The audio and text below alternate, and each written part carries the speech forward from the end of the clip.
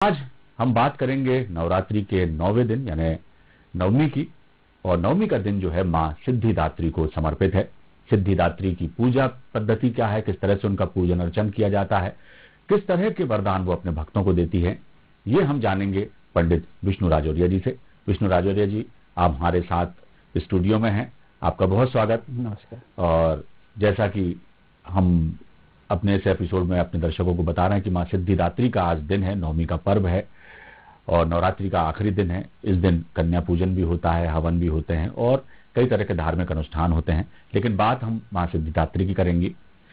किस उद्देश्य के लिए इनका प्राकट्य हुआ था, क्या है इनकी महिमा, ये हमारे दर्शकों को बताएं। माता सिद्धिदात्री नवरात्र पर्व की नवम देवी हैं जी। जैसा कि उनके नाम में ही प्रकट हो रहा है, सिद्धिदात्री जी। सिद्धि प्रदान करने वाली जी। माँ भगवती का यह स्वरूप 9 दिन की उपासना के बाद 9वें दिन व्रत का पारायण करने की, व्रत के फल की, मन में जो अभिलाषा है उस अभिलाषा की, सब प्रकार की सिद्धि प्रदान करने वाला दिन नवमी का दिन होता है जी। और पूरे 9 दिन का पूर्ण निचोड़, पूर्ण सारांश सिद्धिदात्री की अर्चना से प्राप्त होता है। जी। भगवती सिद्धिदात्री अत्यंत सौम्य स्वरूपा है। जी। महागौरी और सिद्धिदात्री ये बहुत सौम्य स्वरूप हैं। भक्त लोग विविध प्रकार से अपने घरों में, मंदिरों में, तीर्थों में, अन्य पुण्य पवित्र स्थानों में देवी जी की अर्चना करते हैं, दर्शन करने के लिए जाते हैं। और 9वें दिन विशेष रूप से, वैसे कन्या पूजन अष्टमी से ही प्रारंभ हो जाता है कुल परंपरा के अनुसार। जी। सामान्य तौर पर जो श्रद्धालु अष्टमी को पूजन करते हैं वो अष्टमी को कन्या भोजन कराते हैं। जो नवमी का दिन, सिद्धिदात्री के दिन अपने पूजन का पूरा पारायण करते हैं, नवमी के दिन कुल देवी का पूजन करके कन्याओं का भोजन कराते हैं।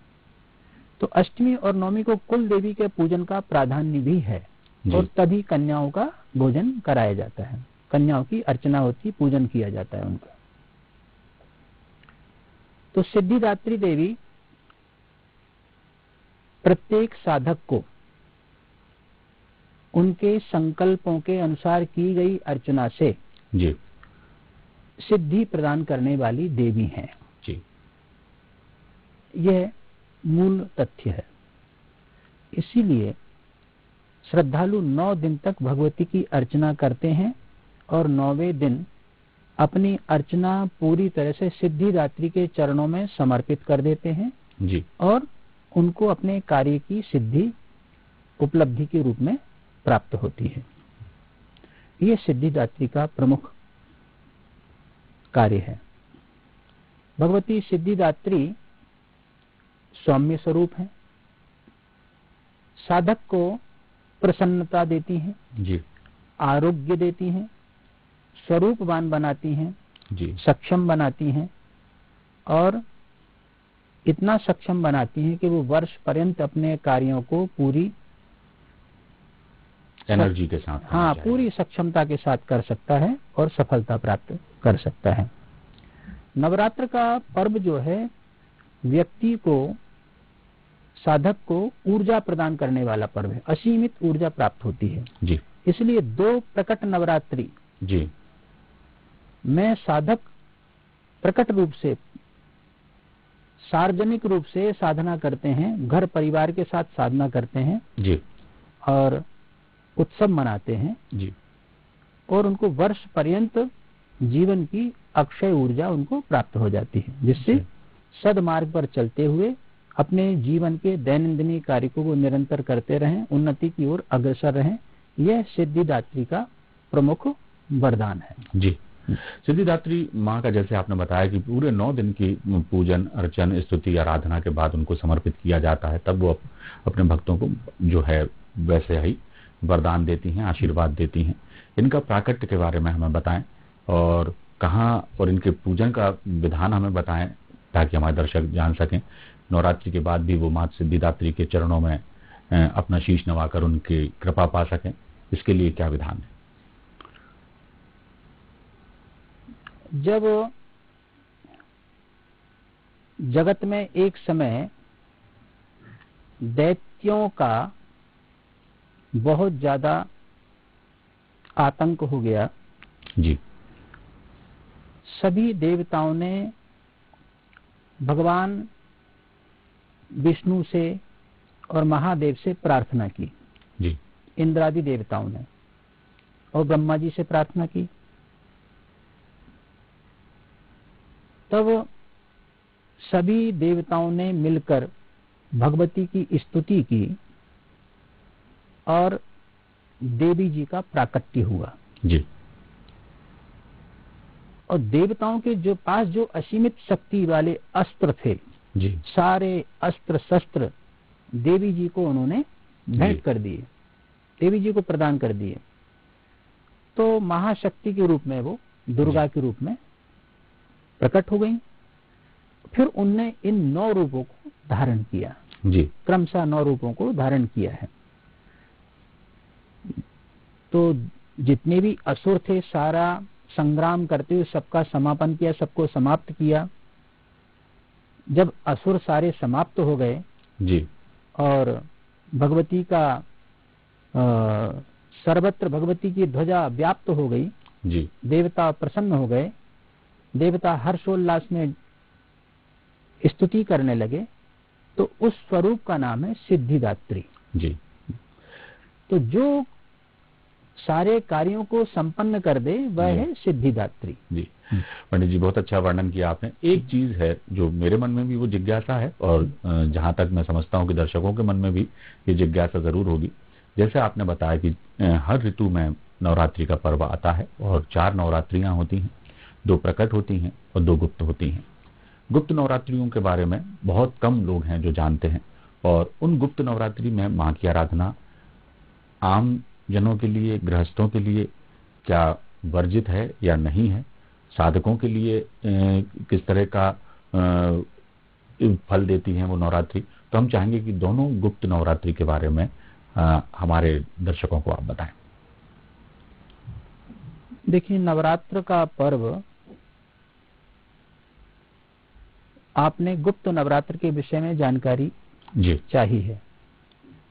गुप्त नवरात्र सबसे पहला होता है आषाढ़ मास का शुक्ल पक्ष प्रतिपदा से लेकर 9वीं तिथि तक। उसी प्रकार माघ मास में जी प्रतिपदा से 9वीं तिथि तक शुक्ल पक्ष में। गुप्त नवरात्र में जो साधक हैं जी, जिनको सिद्धि करनी होती है, किसी मंत्र की सिद्धि करनी है जी, कोई यंत्र सिद्ध करना है, भगवती की साधना में निरत रहकर, और गुप्त साधना जी, इसमें गुप्त साधनाओं का ज्यादा महत्व है जी, गुप्त संकल्प से गुप्त अनुष्ठान जी, और उसका सार्वजनिक प्रदर्शन नहीं किया जाता है जी, और किसी को प्रकट नहीं किया जाता है, जी, और एकाग्र चित्त होकर एक स्थान पर जी, नियत करके वहां पर गुप्त साधना की जाती है और शक्ति का संचय किया जाता है। जी, तो गुप्त साधना करने से उसमें कोई व्यवधान उत्पन्न नहीं होता जी, और साधक निरंतर अपनी साधना में बिना किसी व्यवधान के लगे रहते हैं, जी, तो उनको असीम शक्ति की सिद्धि की प्राप्ति होती है। जी, इसलिए गुप्त नवरात्र का महत्व भी उतना ही है। जी, तो जो साधक हैं उनके लिए गुप्त नवरात्र वरदान स्वरूप है।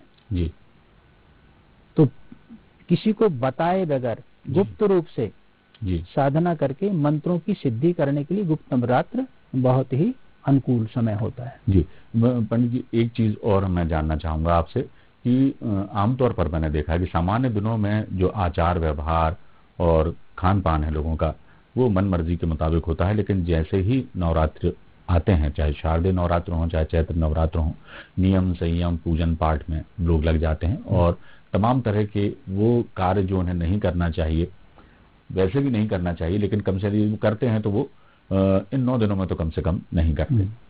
लेकिन ये जो गुप्त नवरात्र हैं, ये कब आते हैं कब चले जाते हैं, ये भान भी नहीं होता लोगों को। जो जानकार हैं, जो लगातार पंचांग देखते रहते हैं, उन्हें तो मालूम रहता है, लेकिन आमतौर पर लोगों को मालूम नहीं होता ये गुप्त नवरात्र चल रहे हैं।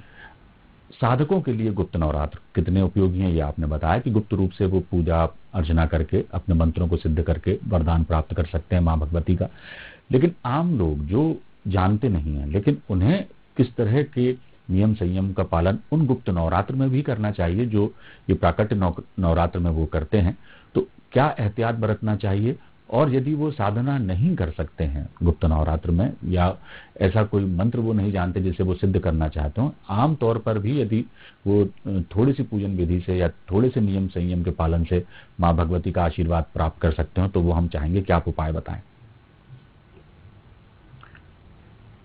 देखिए, सनातन धर्म की जो पूजा पद्धति है जी, उसमें सबसे ज्यादा प्राधान्य है सात्विकता का।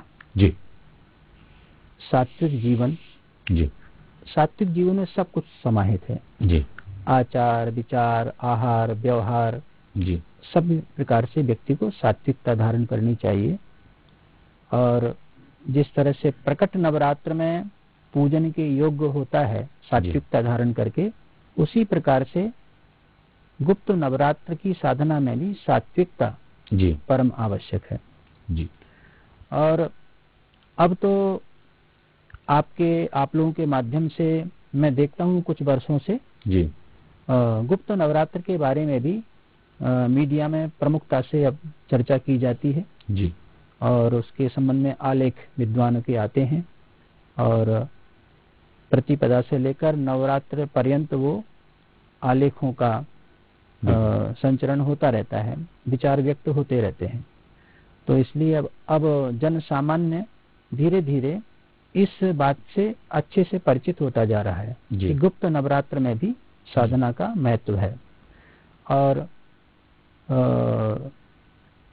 गुप्त नवरात्र में 52 शक्ति पीठों में जी, प्रकट नवरात्र से भी अधिक अर्चना होती है जी, क्योंकि गुप्त अनुष्ठान शक्ति पीठों में ही अधिक मात्रा में होते हैं और बड़े बड़े राज ऋषि वहां पर उस समय अनुष्ठान में संलग्न रहते हैं।